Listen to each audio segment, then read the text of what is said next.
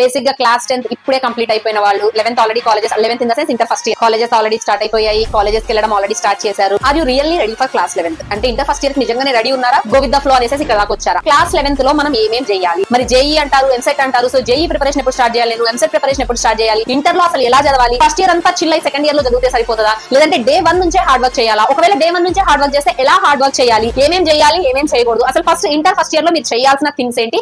So first thing నాన్న, ఒకటి గుర్తుపెట్టుకోండి, you are having enough time. మీ దగ్గర టైం ఉంది, ఓకేనా? మీరు ఒక రష్ లో ఏం లేరు, మన దగ్గర ఎనఫ్ టైం ఉంది. కానీ గుర్తుపెట్టుకోండి, డే బై డే కాంపిటీషన్ అనేది చాలా పెరిగిపోతుంది.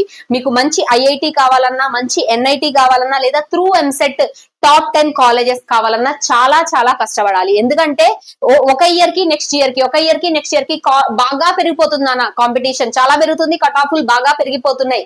సో గుర్తుపెట్టుకోండి, యూ హ్యావ్ టైం అన్నారు కదా మ్యామ్ అనేసి ఫస్ట్ ఇయర్ నేను మంచిగా చిల్ అవుతాను, సెకండ్ ఇయర్ లో చదువుతా అనుకోవద్దు. డే 1 నుంచే you have to start your preparation. You have time అంటే దేనికి టైం ఉంది? To make your self perfect with your basic concepts, with your foundation concepts. అన్ని చదువుకోవడానికి స్టార్టింగ్ నుంచి నీకు స్టార్ట్ చేయడానికి టైం ఉంది. అండ్ ఆల్సో ఇక్కడ మీకు ఒక చిన్న డిస్క్లైమర్ చెప్తా, గుర్తుపెట్టుకోండి. క్లాస్ 10th వరకు ఓన్లీ స్టేట్ బోర్డ్ చదివిన స్టూడెంట్స్ కొంతమంది ఉంటారు, లేదు క్లాస్ 8th నుంచి ఐఐటి జేఈ ఫౌండేషన్ తీసుకున్న స్టూడెంట్స్ కొంతమంది ఉంటారు. సో ఇప్పుడు వీళ్ళిద్దరి గురించి మాట్లాడదాం.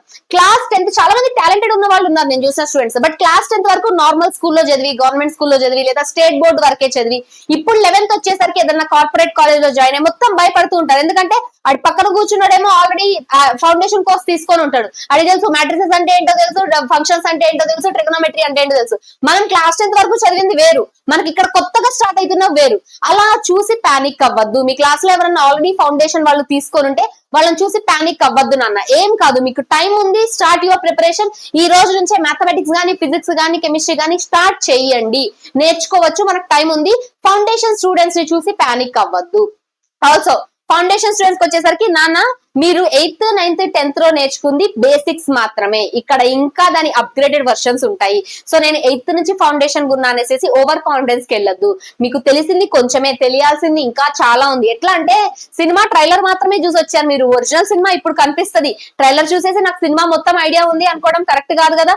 ఫౌండేషన్ కోర్స్ తీసుకున్నారు, వెరీ గుడ్, కానీ దాన్ని మనం ఒక ప్లస్ లానే పెట్టుకోండి. Always be down to earth ఉండండి. అంటే ఏంటంటే మీకు ఆల్రెడీ మ్యాట్రిసెస్ అండ్ డిటర్మినెంట్స్ అయిపోయింది, 9th లోనే అయిపోయింది, కానీ 11th లో కూడా అప్పుడే ఫస్ట్ టైం వింటున్నా క్లాస్ అన్నట్టు వినండి. ఫంక్షన్స్ మీకు ఆల్రెడీ నేర్చుకొని ఉంటారు, బట్ మళ్ళీ వింటున్నా అన్నట్టు వినండి. మేబీ కొత్త కొత్త కాన్సెప్ట్స్, కొత్త కొత్త ఐడియాస్ వస్తాయి, లేదా కొత్త కొత్త షార్ట్ కట్స్ నేర్చుకుంటారు. నేర్చుకోండి, టైం ఉంది. అండ్ ఆల్సో ఒకటే చెప్తున్నాను, ఏది బై హార్ట్ చెయ్యొద్దు. Be perfect with the concepts ని పర్ఫెక్ట్ అవ్వండి. బేసిక్ నేర్చుకోండి. మీరు మ్యాథ్స్ నేర్చుకున్నా, ఫిజిక్స్ నేర్చుకున్నా, కెమిస్ట్రీ నేర్చుకున్నా, ఎలా నేర్చుకోవాలి అంటే దాని అప్లికేషన్ బేస్డ్ నేర్చుకోవాలి. ఈ రోజు ఒక డెఫినేషన్ చదివారు, ఓకే, ఇప్పుడు ఈ డెఫినేషన్ మీద క్వశ్చన్స్ ఎలా ఇవ్వచ్చు? ఎందుకంటే మనకు అన్ని మల్టిపుల్ చాయిస్ క్వశ్చన్స్ కదా, ఇటు మనం మెయిన్స్ రాసినా, ఇటు ఎంసెట్ రాసినా మల్టిపుల్ చాయిస్ క్వశ్చన్స్ ఉంటాయి కదా. సో నాకు ఈ క్వశ్చన్ ని మల్టిపుల్ చాయిస్ లో ఎలా ఇవ్వచ్చు, క్వశ్చన్ ఎంసీక్యూ లో ఎలా ఇవ్వచ్చు, దీని అప్లికేషన్ ఫిజిక్స్ లో ఎలా ఇవ్వచ్చు, దీని అప్లికేషన్ మ్యాథమెటిక్స్ లో ఎలా ఇవ్వచ్చు, అలా నేర్చుకోండి. అండ్ ఆల్సో ఇంకొక విషయం చెప్తాను, జస్ట్ మ్యాథ్స్ టీచర్ అనేసి మ్యాథ్స్ గురించి చెప్పడం కాదు, ఫస్ట్ మీరు మ్యాథమెటిక్స్ తో పర్ఫెక్ట్ అవ్వండి నాన్న. ఎందుకంటే మీరు మ్యాథ్స్ పర్ఫెక్ట్ అయితే ఫిజిక్స్ లో మోస్ట్ ఆఫ్ ది కాన్సెప్ట్స్ వచ్చేస్తాయి, మీకు మోస్ట్ ఆఫ్ ది ప్రాబ్లమ్స్ చేసేయగలరు ఫిజిక్స్ లో. అండ్ ఆల్సో కెమిస్ట్రీలో కూడా 50% కెమిస్ట్రీ మనం చేసేయగలము. మ్యాథ్స్ పర్ఫెక్ట్ వస్తే, ఈ క్యాలిక్యులేషన్స్, ఈ స్పీడ్ ఇదంతా పర్ఫెక్ట్ గా వస్తే ఇంకో సగం కెమిస్ట్రీ చేయగలం. ఆ మిగిలిన సగం ఏదైతే ఉందో అది మనం నేర్చుకోవాలి కాన్సెప్ట్. సో మీకు మ్యాథ్స్ పర్ఫెక్ట్ ఉంటే చాలా అడ్వాంటేజెస్ ఉన్నాయి. ఫిజిక్స్ లో హెల్ప్ అవుతుంది, నెక్స్ట్ కెమిస్ట్రీలో కూడా హెల్ప్ అవుతుంది. సో అది దయచేసి ఒకవేళ కనుక ఎవరైనా 10th వరకు మ్యాథ్స్ బై హార్ట్ చేసి ఉన్నా, లేదా ఇప్పుడు 11th లో కూడా జస్ట్ వీకెండ్ కోసం వీక్ మొత్తం బై హార్ట్ చేసేది ఉన్నా, మానేయండి అమ్మా. బై హార్టిజం అనేది మీకు ఎట్ ద ఎండ్ హెల్ప్ అవ్వదు. ఎట్ ద ఎండ్ అన్ని కాన్సెప్ట్స్ అయిపోయాక, అన్ని చాప్టర్స్ అయిపోయాక అన్ని మైండ్ లో కలిసిపోతే ఏది ఎక్కడ ఉందో గుర్తురాదు, ఏది ఎక్కడ ఎందుకు నేర్చుకున్నాం గుర్తురాదు. కానీ మీరు ఒక్కసారి కాన్సెప్ట్ నేర్చుకుంటే ఆ కాన్సెప్ట్ అంతా మీ మైండ్ లో ఉంటది. ట్రస్ట్ మీ, ఆల్వేస్ మీరు మ్యాథ్స్ నేర్చుకున్నా, ఫిజిక్స్ నేర్చుకున్నా, కెమిస్ట్రీ నేర్చుకున్నా, గో విత్ అప్లికేషన్ బేస్డ్ గా నేర్చుకోండి. దాని మీద క్వశ్చన్స్ ఎలా ఇవ్వచ్చు, ప్రీవియస్ ఇయర్ లో ఎలా ఇచ్చారు, అలా ప్రిపేర్ అవ్వండి నాన్న. And also apart from your college, ఇప్పుడున్న టైంలో కనీసం రోజుకి 2 to 3 hours మీరు సెల్ఫ్ స్టడీ చేయండి. అదర్ కోచింగ్స్ కాదు, కాలేజ్ కాదు, ఇంకా ఏమీ కాదు. మీకు మీరు మాత్రమే ఈ రోజు ఏం నేర్చుకున్నారు కొత్త కాన్సెప్ట్, అది మ్యాథ్స్ అయినా, ఫిజిక్స్ అయినా, కెమిస్ట్రీ అయినా, రోజుకి అట్లీస్ట్ 2 to 3 అవర్స్. మ్యామ్ ఎప్పుడు చదవాలి అంటే డిపెండ్స్ ఆన్ యూ. పొద్దునైనా సరే, పొద్దునే లేచి 1 గంట చదివి రాత్రి పడుకునే ముందు 1 గంట చదువుతా అన్న పర్లే, రాత్రి కూడా 2 గంటలు చదువుతా అన్న పర్లే, పొద్దున 2 గంటలు చదువుతా అన్న పర్లే. Depends on your availability. ఒక 2 అవర్స్ మాత్రం ఇప్పటి నుంచి స్టార్ట్ చేయండి. సెల్ఫ్ స్టడీ చేయండి 2 అవర్స్. ఏది చూడడం కాదు, ఇంకా ఏది చేయడం కాదు, సెల్ఫ్ స్టడీ. ఈ రోజు నేను ఏం నేర్చుకున్నా, లేదా మీరు ఆ రోజు ఏమి నేర్చుకోకపోతే లెర్న్ సమ్ న్యూ కాన్సెప్ట్. ఆ రోజు కొత్త కాన్సెప్ట్ నేర్చుకోండి. రోజుకు ఒక 2 అవర్స్ అన్న సెల్ఫ్ స్టడీ చేయండి. And also create a positive environment in your surroundings. అంటే ఏంటి అంటే జర ఇంట్లో వాళ్ళతో మంచిగా మాట్లాడండి. అమ్మ నాన్నతో గానీ, సిబ్లింగ్స్ తో గానీ మంచిగా ఉండండి, మంచిగా మాట్లాడండి. ఓకేనా? ఆల్వేస్ ఇప్పుడు అమ్మ మనకి ఫుడ్ చేసి ఇస్తుంది, say thanks to her. Thanks చెప్పండి తనకి. థ్యాంక్ యూ అమ్మ నా కోసం ఇంత కష్టపడుతున్నందుకు అని. నాన్న మన కోసం బయటికి వెళ్ళి అన్ని తీసుకొస్తుంటారు, థ్యాంక్స్ చెప్పండి.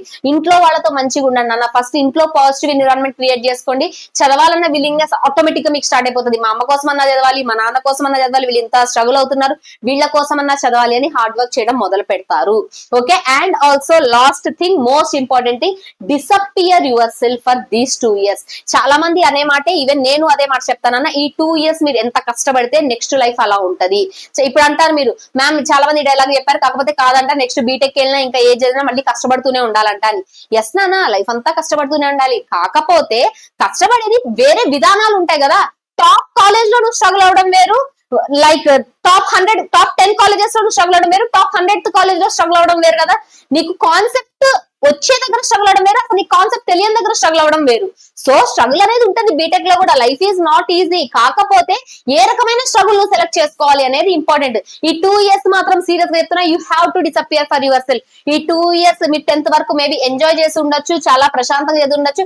నేను 10th ఏమంతా చదవలేదు కానీ స్టిల్ నాకు మంచి స్కోర్ వచ్చింది అనుకోవచ్చు. ఇంటర్మీడియట్ అలా కాదమ్మా. ఇంటర్మీడియట్ బోర్డ్స్ లో వస్తాయి కావాలంటే, కానీ మీరు వన్స్ సెకండ్ ఇయర్ ఎగ్జామ్స్ అయిపోయాయా, జేఈ, ఎంసెట్ లాంటి ఎగ్జామ్స్ ఇస్తూ ఉండాలి. ఈ ఎగ్జామ్స్ ఇవ్వాలి అంటే you have to be perfect. ఇప్పటి నుంచే ప్రిపరేషన్ స్టార్ట్ చేయాలి. ఈ 2 ఏళ్లు మర్చిపోండి ప్రపంచాన్ని, ఫ్రెండ్స్ ని మర్చిపోండి, ఫ్యామిలీ అంటే రిలేటివ్స్ ని మర్చిపోండి, ఫంక్షన్స్ మర్చిపోండి, అన్ని మర్చిపోయి ఎంత హార్డ్ వర్క్ చేస్తే, ట్రస్ట్ మీ, మీరు ఈ 2 years ఎంత హార్డ్ వర్క్ చేస్తారో నెక్స్ట్ మీకు రిజల్ట్ అలా ఉంటది. అంతే తప్ప ఫస్ట్ ఇయర్ నేను మా సీనియర్ ని చూశాను, చిల్ అయ్యారు, సెకండ్ ఇయర్ లో చదివి మంచి ర్యాంక్ వచ్చింది, మంచి కాలేజ్, అది ఎక్కడో లక్ బేస్ మీద నాన్న. అందరికీ లక్ అప్లై అవ్వాలని లేదు. మీరు డే 1 నుంచి కష్టపడాలి. డే 1 నుంచి కష్టపడితేనే మంచి రిజల్ట్ వస్తుంది. కష్టపడి ఫెయిల్ అయినోడు ఎవడు లేడు. లక్ తో ఫెయిల్ అయిన వాళ్ళు చాలా మంది ఉన్నారు. So do hard work with smart work. ఎలా అప్లికేషన్ బేస్డ్ గా నేర్చుకోండి. 11th లో ఉన్నామని చిల్ అవ్వదు. ఇప్పటి నుంచే ప్రిపరేషన్ స్టార్ట్ చేయండి, బాగా చదువుకోండి. And we all are with you. మేమందరము మీతో ఉన్నాము. Whenever you having any doubts, any concept doubts ఉన్నా, ఏమున్నా, మనకి 1 shots ఉన్నాయి, బేసిక్ క్లాసెస్ ఉన్నాయి, పీవైక్యూ సెషన్స్ ఉన్నాయి, అన్ని ఉన్నాయి. సో హ్యాపీగా మీరు చదువుకోవచ్చు. Thank you so much everyone. All the very best for your class 11th. Thank you.